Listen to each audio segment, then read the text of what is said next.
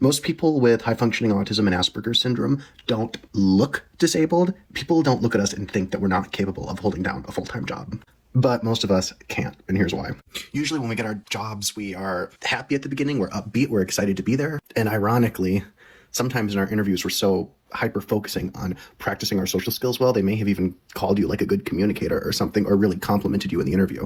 You might chat with your coworkers, you might get complimented for your work, but you might miss a few things. But you're doing such a good job because you're trying so hard at the beginning that they forgive you for it. And people try to help you when they can. And for a little while, things are going good, and then things get harder. The work piles on, you start making mistakes, you might lose something or misplace something, send a poorly worded email to your boss, and you realize that all the neurotypical people around you are working faster than you are. Also, multitasking usually kills us off pretty quickly. We cannot multitask if you're neurodivergent. So, you'll probably wind up asking your supervisor for help, and then you realize you've been asking your supervisor for a lot of help lately, especially with sequential tasks that require multiple steps, and your supervisor is getting annoyed with you and says something like, you need to work more independently. But if you do try to work more independently and don't ask for help, then they'll say something to you like, you need to show more initiative.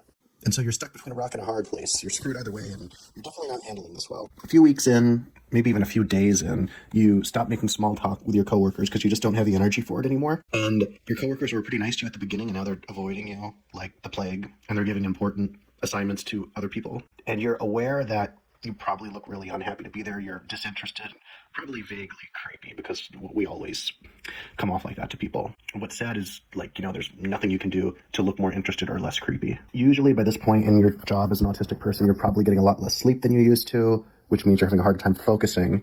And you probably already had a hard time focusing anyway, because if you have autism, probably a good chance you have ADHD as well. Before, when you didn't have a job, you would use your free time to relax and recuperate and get your energy back from all the little daily tasks that take so much energy out of us autistic people that neurotypical people can do with ease. But now that you work, you have to spend your free time doing your chores and other important things. And most autistic people have very bad executive functioning issues that make simple things like balancing a checkbook or cleaning your house very exhausting. And usually our chores are what we need to recuperate from, let alone getting yelled at because you typed the wrong numbers on a spreadsheet at your shitty job. You'll start feeling worthless at your job, and you're the few friends you have who are probably also neurodivergent who make you feel like you have any value. Well, you don't have any time to see them because you're so preoccupied either with this job or recovering from the job on your free time. You're just way too tired all the time to socialize. And at a certain point, it becomes clear to you that you just need to sleep. You're so exhausted and sleep deprived. You start calling in sick. You might even doze off at work. And, when people aren't gossiping about you or talking about how creepy you are, they may even become concerned for you because you're probably starting to look sick from all the sleep deprivation and stress. You try to tell yourself something like you're going to get through your job, your workday one day at a time,